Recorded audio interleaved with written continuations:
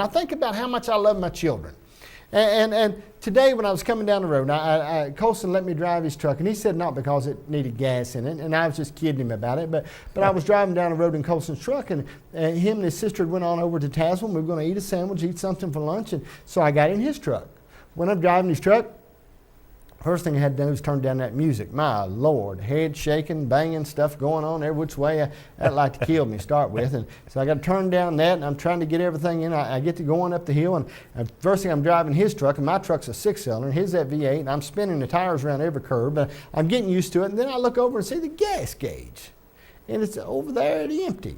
And I think, man, truck ain't got much gas in it. I think, well, it's got enough where he could drive it and get around, but I said, oh boy, he needs some gas in this truck.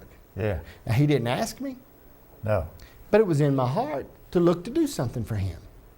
So then I turned around, and I didn't say anything to him about it, and we ate, and we got ready to leave. We got out, and we got in his truck, and he's driving. He looked, and he said, he's got a big smile on his face, and he said, you put gas in my truck.